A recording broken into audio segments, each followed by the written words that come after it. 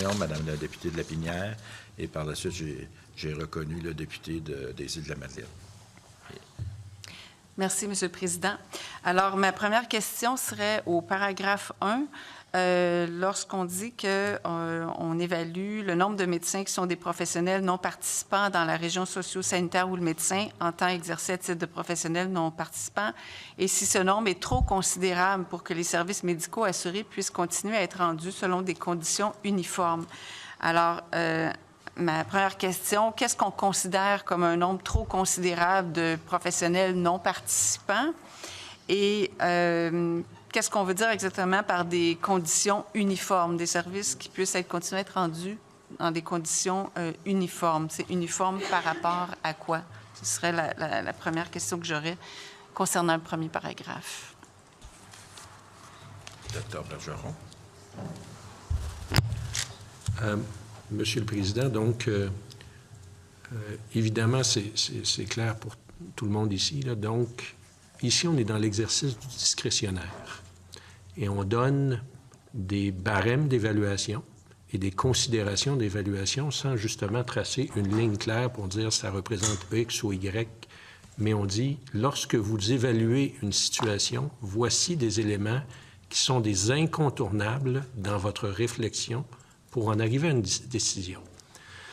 Ce grand chapitre-là étant dit, votre question, c'est qu'est-ce qui amène le ministre à proposer une rédaction basée sur de la quantité. En fait, la pensée en arrière de cela, c'est que on doit évaluer, hein, il y a, rappelons-nous le titre, c'est une loi favorisant l'exercice dans le service public. Donc, on dit ici à Santé Québec, dans leur exercice de leur discrétion, regardez ce qui se passe sur le terrain dans le secteur privé. J'ai souvent entendu le ministre dire que le privé, sa place devait être en appui au système public et non pas s'y substituer au système public dans le secteur privé. Donc, il faut regarder. C'est là qu'on dit, vous devez regarder en quelque sorte le nombre de médecins qui pratiquent à l'intérieur du système public dans la région, puis dans la même spécialité, le nombre de médecins qui pratiquent dans le système privé pour être sûr que ça ne soit pas débalancé. On peut comprendre débalancé en défaveur du public dans un contexte d'une loi qui va à favoriser le service au public. Donc, lorsque, à la dernière partie, qu'est-ce que voudrait dire l'intention derrière des conditions uniformes? Bien, c'est un accès qui serait fortement impacté défavorablement dans le secteur public pour plutôt être favorisé, rendu facilement accessible dans le secteur privé. Donc, ce sont des conditions sans ligne définie en disant c'est 50 ou 52 ou 2, là, vous comprenez ce que je veux dire, donc un chiffre précis, mais plutôt une balise de réflexion.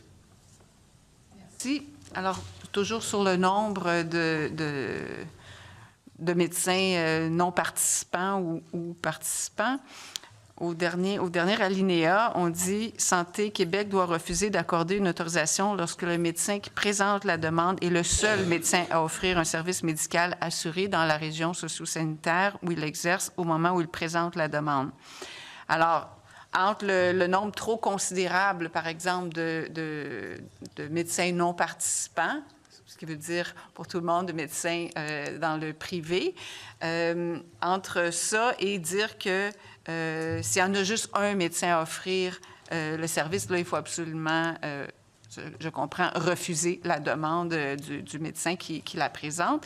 Mais est-ce que d'être un seul médecin à offrir un service dans une région, est-ce que c'est très répandu?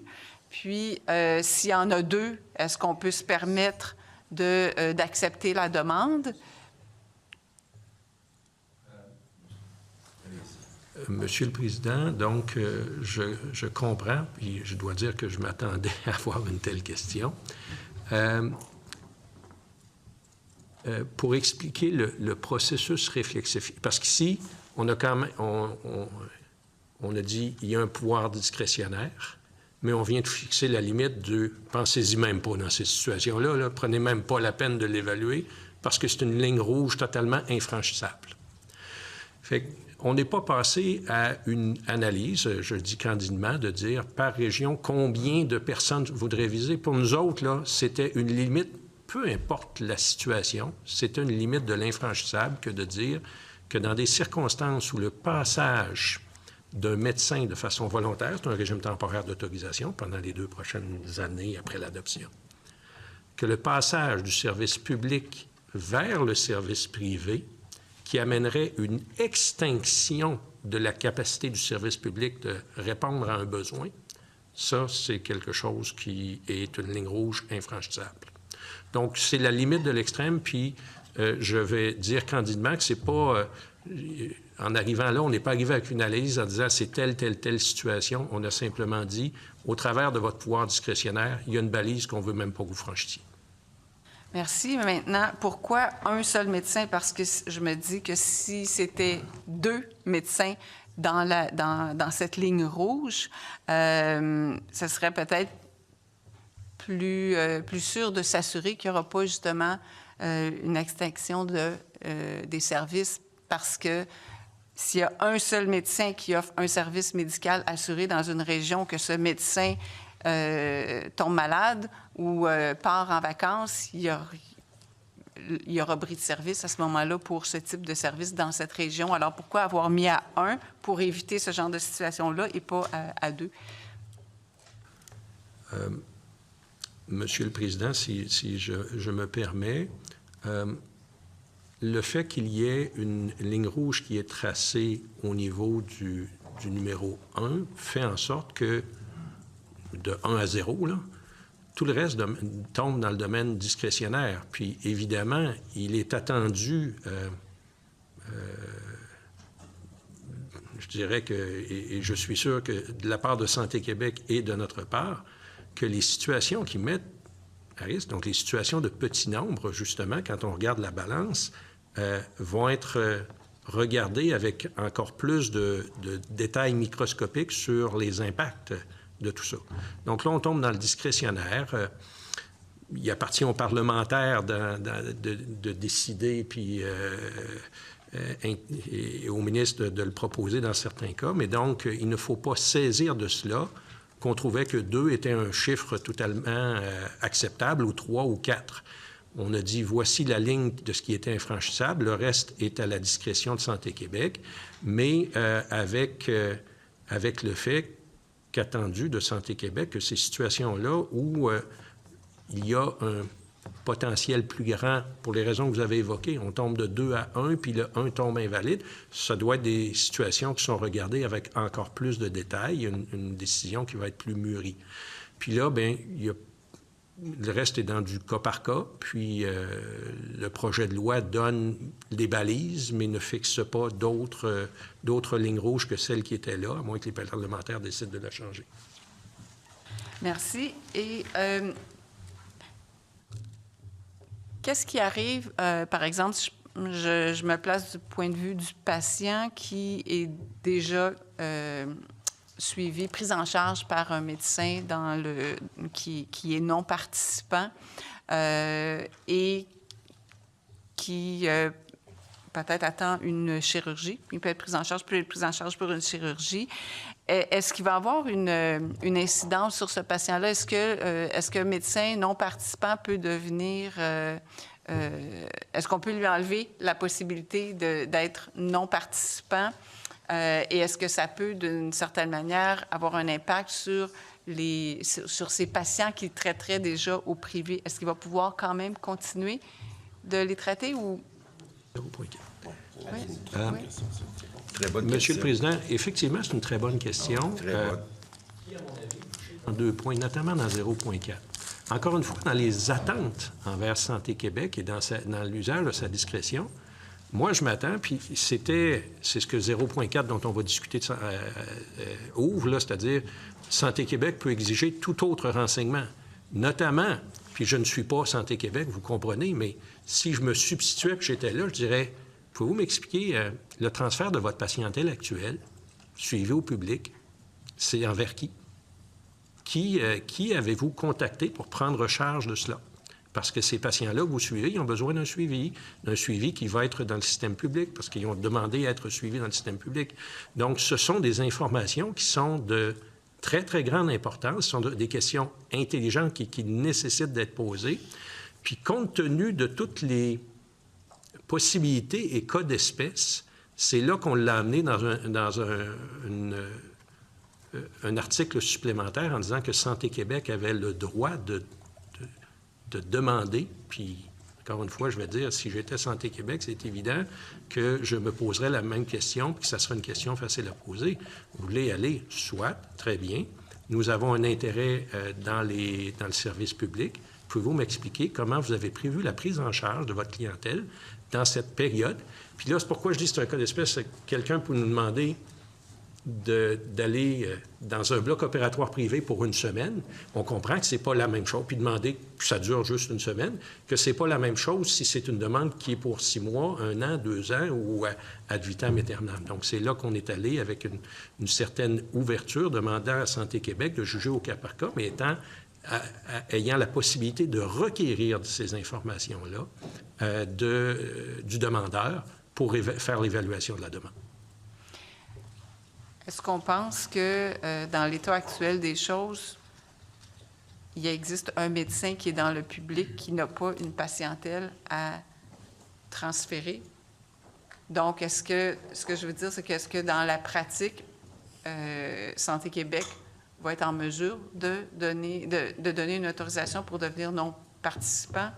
Parce que je vois mal comment un médecin qui a une patientèle va être capable lui-même de la placer auprès de confrères et de consoeurs. Alors, est-ce que dans la pratique, c'est quelque chose qui se fait peut-être déjà aujourd'hui? Je ne sais pas. Mais la demande étant tellement grande que j'imagine que ça doit être difficile à faire pour un médecin qui demanderait l'autorisation dorénavant de pratiquer, d'être non-participant, par exemple. Allez-y. Je vais décomposer votre question, excusez, Monsieur le Président, donc je vais décomposer les questions de la députée en deux. Est-ce qu'il y a des médecins aujourd'hui dans le système public qui n'ont pas une responsabilité de prise en charge de population? Je vous dirais que le premier exemple qui me vient à la tête sont des médecins d'urgence. Ils n'ont pas de patients à leur charge dans leur contexte de médecine d'urgence. Donc, c'est certainement une possibilité. On comprend que ça représente un groupe important. Il y a sûrement d'autres circonstances, mais je veux simplement ouvrir à la discussion que c'est une possibilité et que c'est une réalité, en fait. La deuxième chose, c'est que le critère, quant à moi, ne doit pas être si vous suivez quelqu'un dans le système public, nécessairement, vous ne pourrez pas aller dans le privé, mais bien de nous expliquer comment ces patients-là seront suivis et pris en charge. À votre question, puis ça correspond un peu à ce que je disais, parce que tous les cas s'analysent différemment. Quand un médecin s'absente pour des vacances estivales, il y a quelqu'un qui assure le suivi d'urgence de sa clientèle et autres. Quand quelqu'un tombe invalide, quand quelqu'un a un congé de maternité, donc toutes ces situations-là, donc il y a une équipe qui prend en charge. Et donc, c'est là qu'on doit regarder si l'absence de la personne est temporaire d'une semaine, c'est pas la même lorgnette avec laquelle on examine que si c'est pour une durée à perpète ou si c'est pour 6 mois. Par ailleurs, si c'est un médecin parmi 28 gastro-entérologues qui travaillent en groupe de gastro-entérologie dans un centre universitaire, il y en a 28, puis on tombe de 28, on tombe à 27, il y a probablement la capacité d'amortir cela. Ce qu'il faut, c'est que cette réflexion-là soit faite, puis que cette considération-là pour qu'arrive-t-il de l'usager dont vous avez déjà la responsabilité, que ça soit connu. Puis ça, les établissements de santé, notamment les directeurs médicaux des services professionnels, notamment les chefs de département et de services, c'est des choses qu'ils gèrent au quotidien. Il y a des gens qui prennent leur retraite, il y a des gens qui tombent malades. Et il faut s'assurer du suivi et de la continuité de soins. Donc, c'est déjà quelque chose qui est à l'intérieur des processus de réflexion habituels des établissements de santé. Puis, je suis persuadé que Santé Québec va poursuivre dans ce même sens-là. Merci. C'est tout pour l'instant.